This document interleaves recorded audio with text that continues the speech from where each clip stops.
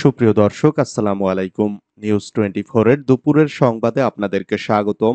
প্রথমেই জানিয়ে দিচ্ছি সংবাদ শিরোনাম। আন্দোলনকারীদের তোপের মুখে রোকেয়া হল থেকে বের করা হলো 10 ছাত্রলীগ নেত্রীকে। গভীর রাতে বোরখা পরে পালিয়েছেন ইডেন ছাত্রলীগ সভাপতি সেক্রেটারি।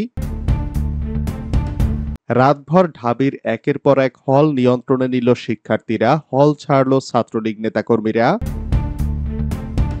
ছাত্রলীগের 15 কর্মীকে 6 তলা থেকে ফেলে দেওয়ার অভিযোগ। হাসপাতালে শামীম ওসমান। গুলি করে আন্দোলন বন্ধ করা যাবে না, মন্তব্য গণতন্ত্র মঞ্চের। এতক্ষণ শুনছিলেন সংবাদ শিরোনাম। পুরো খবর পেতে ভিডিওটি শেষ পর্যন্ত দেখুন। সর্বশেষ সংবাদ পেতে চ্যানেলটি সাবস্ক্রাইব করুন। এবার বিস্তারিত। আন্দোলনকারীদের তোপের মুখে রোকেয়া হল থেকে বের করা হলো 10 ছাত্রলীগ নেত্রীকে। কোটা বিরোধী আন্দোলন ঘিরে সংঘর্ষে দেশের বিভিন্ন স্থানে প্রাণহানির ঘটনার পর আন্দোলনকারী ছাত্রীদের তোপের মুখে পড়েছেন ঢাকা বিশ্ববিদ্যালয়ের রোকেয়া হল শাখা ছাত্রলীগের নেত্রীরা। তাদের অবরুদ্ধ করে মারধরও করা হয়। পরে বিশ্ববিদ্যালয়ের প্রক্টোরিয়াল বডির সদস্যদের সহযোগিতায় 10 নেত্রীকে হল থেকে বের করে দেওয়া হয়েছে। মঙ্গলবার রাত 11টার পর এ ঘটনা ঘটে। শিক্ষার্থীরা জানিয়েছেন, কোটা বিরোধী আন্দোলনের কর্মসূচি শেষে রাত হলে ফিরে যান ছাত্রীরা। অপরদিকে টিএসসির রাজু ভাস্কর্যে ছাত্রলীগের সমাবেশ শেষ হলে ফেরেন ছাত্রলীগ নেত্রীরা। এরপরে বিক্ষুব্ধ ছাত্রীরা তাদের কক্ষে ঢুকে ভাঙচুর চালান। এ সময় ছাত্রলীগের নেত্রীদের কয়েকজনকে মারধরও করেন আন্দোলনকারী ছাত্রীরা। এ সময় ছাত্রলীগের নেতাকর্মীদের লক্ষ্য করে ভুয়া ভুয়া বলে স্লোগান দেন আন্দোলনকারীরা। তাদের তোপের মুখে হল শাখা ছাত্রলীগের সভাপতি আতিকা বিনতে হোসেন সহ 10 নেত্রীকে রাত 12টার পর অ্যাম্বুলেন্সে করে হল থেকে বের করে নিয়ে আসে প্রক্টোরিয়াল বডি। গভীর রাতে বোরখা পরে পালিয়েছেন ইডেন ছাত্রলীগ সভাপতি সেক্রেটারি। গভীর রাতে বোরখা পরে আবাসিক হল থেকে পালিয়েছেন রাজধানীর ইডেন কলেজ শাখা ছাত্রলীগের তামান্না জেসমিন রিভা ও সাধারণ সম্পাদক রাজিয়া সুলতানা। কোটা আন্দোলনকারী শিক্ষার্থীদের আক্রমণের ভয়ে মঙ্গলবার রাত 3টার দিকে তারা পালিয়ে যান বলে নিশ্চিত হয়েছে কালবেলা। জানা গেছে, রাতে ঢাকা বিশ্ববিদ্যালয়ের রোকেয়া হল থেকে ছাত্রলীগের সভাপতি আতিকা বিনতে হোসেন সহ 9 ছাত্রলীগ নেত্রীকে হল থেকে বের করে দেন কোটা আন্দোলনকারী শিক্ষার্থীরা। একই সময় ঢাবির আরো কয়েকটি হল থেকে ছাত্রলীগ নেত্রীদের বের করে দেওয়া হয়। এ ঘটনা শোনার পর ইডেন ছাত্রলীগ নেত্রীদের মধ্যে আতঙ্ক ছড়িয়ে পড়ে। ফলে নিজেদের নিরাপত্তার কথা ভেবে হল থেকে পালিয়ে যান তারা। হল থেকে বের হতে যেন কোনো সমস্যা না হয় সেজন্য বোরখা পরেন 2 নেত্রী। এ বিষয়ে জানার জন্য ইডেন কলেজ শাখা ছাত্রলীগের তামান্না জেসমিন রিভাকে কালবেলার পক্ষ থেকে ফোন করা হলে তিনি বলেন, খুব ঝামেলায় আছি, এসব নিয়ে পরে কথা বলবো। তবে ভোর হওয়ার আগেই ছাত্রলীগ সভাপতি সেক্রেটারি ছাড়াও প্রায় সব নেতাকর্মী হল থেকে পালিয়ে গেছেন। সকাল 9টার দিকে খোঁজ নিয়ে জানা যায়, ইডেনের সভাপতি সেক্রেটারি সহ অন্য নেতাকর্মীদের কক্ষ ভাঙচুর করেছেন আন্দোলনকারীরা। রাতভর ঢাবির একের পর এক হল নিয়ন্ত্রণে নিল শিক্ষার্থীরা, হল ছাড়ল ছাত্রলীগ নেতাকর্মীরা। গতকাল দিনভর পুলিশ ও ছাত্রলীগের সঙ্গে সংঘর্ষে 6 জন নিহত হয়েছেন। এর মধ্যে অধিকাংশই কোটা বিরোধী আন্দোলনের সঙ্গে যুক্ত সাধারণ শিক্ষার্থী। শিক্ষার্থী নিহতের ঘটনায় ক্ষুব্ধ ঢাকা বিশ্ববিদ্যালয়ের শিক্ষার্থীরা গতকাল রাতভর বিশ্ববিদ্যালয়ের হলগুলোতে ছাত্রলীগের বিপক্ষে শক্ত অবস্থান নিয়েছে। শিক্ষার্থীদের প্রবল প্রতিরোধের মুখে একের পর এক হলে নিয়ন্ত্রণ হারায় ক্ষমতাসীন দলের ছাত্র সংগঠনটি। একে একে হল থেকে বেরিয়ে যান প্রতিটি হলের ছাত্রলীগের নেতাকর্মীরা। বিক্ষুব্ধ শিক্ষার্থীরা বিভিন্ন হলে শীর্ষ ছাত্রলীগ নেতাদের রুমেও হামলা ও ভাঙচুর চালায়।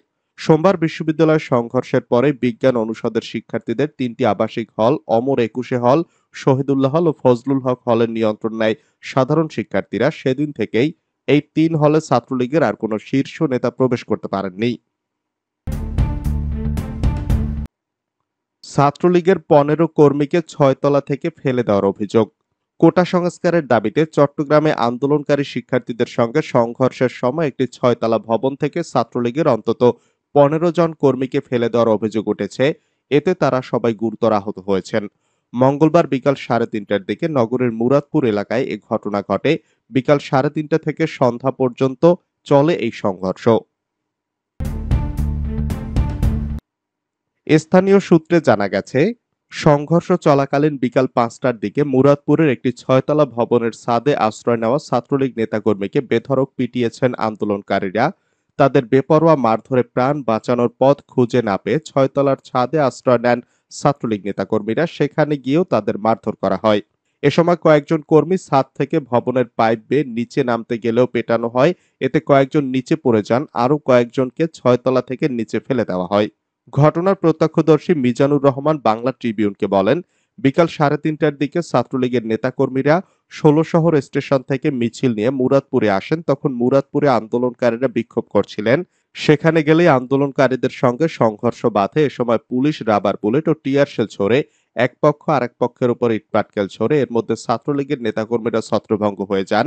এর সুযোগে তাদের উপর চড়াও হন আন্দোলনকারীরা। যে যেদিকে পেরেছেন ছড়িয়ে ছিটিয়ে যান। হাসপাতালে শামীম ওসমান। নারায়ণগঞ্জ 4 আসনের আওয়ামী লীগ দলীয় সংসদ সদস্য এ.কে.এম. শামীম ওসমানকে হাসপাতালে ভর্তি করা হয়েছে। মঙ্গলবার দিবাগত রাতে পাকস্থলীর সমস্যা নিয়ে রাজধানীর একটি বেসরকারি হাসপাতালে ভর্তি হয়েছেন তিনি। শামীম ওসমানের ছেলে ইমতিনান অয়ন ওসমান বলেন, বাবা হঠাৎ অসুস্থ হয়ে পড়েন। পরে চিকিৎসার জন্য তাকে ঢাকার একটি হাসপাতালে ভর্তি করা হয়েছে। বর্তমানে তিনি ডাক্তারের অবজারভেশনে রয়েছেন। তিনি আরো বলেন, ইতিমধ্যে বাবার সিটি স্ক্যান করানো হয়েছে। ডাক্তার বলেছেন তিনি এখন শঙ্কামুক্ত। সবাই আমার বাবার জন্য দোয়া করবেন। একই সঙ্গে ফেসবুকে শামীম ওসমানের ছবি পোস্ট করে দোয়া চেয়েছেন ইমতিনান অয়ন ওসমান। গুলি করে আন্দোলন বন্ধ করা যাবে না, মন্তব্য গণতন্ত্র মঞ্চের। গুলি করে চলমান কোটা বিরোধী আন্দোলন বন্ধ করা যাবে না বলে জানিয়েছেন গণতন্ত্র মঞ্চের নেতারা।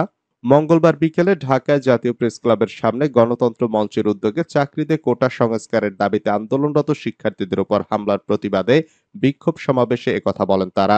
গণতন্ত্র মঞ্চের অন্যতম নেতা রাষ্ট্র সংস্কার আন্দোলনের প্রধান সমন্বয়ক হাসনাত কাইয়ুমের সভাপতিত্বে সমাবেশে বক্তব্য রাখেন নাগরিক ঐক্যের সভাপতি মাহমুদুর রহমান মান্না, বিপ্লবী ওয়ার্কার্স পার্টির সাধারণ সম্পাদক সাইফুল হক, গণসংহতি আন্দোলনের প্রধান সমন্বয়কারী জোনায়েদ সাকি, জাতীয় সমাজতান্ত্রিক দল সিনিয়র সহ সভাপতি তানিয়া রাও ও ভাসানী অনুসারী পরিষদের কেন্দ্রীয় কমিটির অন্যতম সদস্য নুরুজ্জামান হীরা প্রমুখ।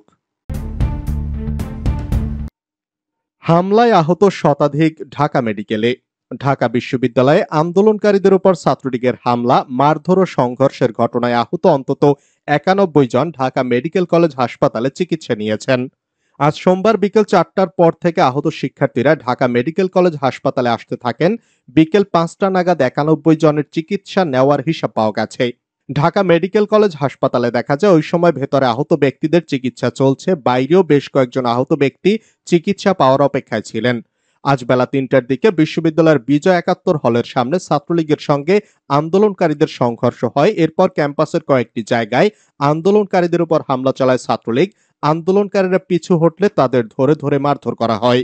আহত ব্যক্তিদের প্রায় সবাই ঢাকা বিশ্ববিদ্যালয় সহ বিভিন্ন শিক্ষা প্রতিষ্ঠানের শিক্ষার্থী। ছাত্রলীগ দাবি করেছে যে তাদেরও কয়েকজন আহত হয়েছেন। ঢাকা বিশ্ববিদ্যালয়ের শহীদুল্লাহ হল এলাকায় সংঘর্ষ চলছে। ঢাকা বিশ্ববিদ্যালয়ের ডক্টর মোহাম্মদ শহীদুল্লাহ হল এলাকায় কোটা সংস্কারের দাবিতে আন্দোলনকারী ও ছাত্রলীগের নেতাকর্মীদের মধ্যে সংঘর্ষ চলছে। ছাত্রলীগের নেতাকর্মীরা হলের বাইরের সড়কে অবস্থান নিয়ে ইটপাটকেল ছুড়ছেন। অন্যদিকে হলের ভেতর অবস্থান করে আন্দোলনকারীরা ইটপাটকেল ছুড়ছেন। ওই এলাকায় অন্তত 2টি বিস্ফোরণের শব্দ শোনা যায়। সন্ধ্যা 6:30 নাগাদ এই প্রতিবেদন লেখা পর্যন্ত সংঘর্ষ চলছিল। আজ সোমবার বিশ্ববিদ্যালয়ের বিজয় 71 হলের সামনে ছাত্রলীগের সঙ্গে আন্দোলনকারীদের সংঘর্ষের পর ক্যাম্পাসের কয়েকটি জায়গায় আন্দোলনকারীদের উপর হামলা চালায় ছাত্রলীগ। আন্দোলনকারীরা পিছু হটলে তাদের ধরে ধরে মারধর করা হয়। বিশ্ববিদ্যালয় ক্যাম্পাসের অন্য অংশে এখন ছাত্রলীগের নেতাকর্মীরা অবস্থান করছেন। আন্দোলনকারীরা ছত্রভঙ্গ হয়ে গেছেন। তবে শহীদুল্লাহ হল এলাকায় সংঘর্ষ চলছে।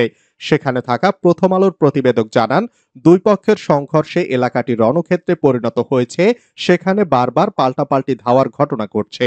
সন্ধ্যা 6:30টায় দোয়েল চত্বরে দেখা যায় শহীদুল্লাহ হলের ছাদ থেকে ইটপাটকেল নিক্ষেপ করা হচ্ছে। এ কারণে ছাত্রলীগের নেতাকর্মীরা সামনে এগোতে পারছেন না। যদিও ক্যাম্পাসের বিভিন্ন জায়গা থেকে ছাত্রলীগের নেতাকর্মীরা দোয়েল চত্বরে জড়ো হচ্ছেন। সে সময় ওই এলাকায় পুলিশ সদস্যদের দেখা যায়নি। সন্ধ্যা 6:45টার দিকে সেখানে পুলিশ সদস্যরা আসেন। শহীদুল্লাহ হল বার্ন ইনস্টিটিউটের মাঝামাঝি স্থানে দেখা যায়, সেখানে ছাত্রলীগের নেতাকর্মীরা হেলমেট পরে লাঠিসোঁটা নিয়ে অবস্থান নিয়েছেন। তারা হলের ভেতর ঢোকার চেষ্টা করছিলেন। তবে হলের ফটকে ও ভবনের ছাদে থাকা আন্দোলনকারীরা ইটপাটকেল নিক্ষেপ করছিলেন, সেখানেও পুলিশ সদস্যদের দেখা যায়নি।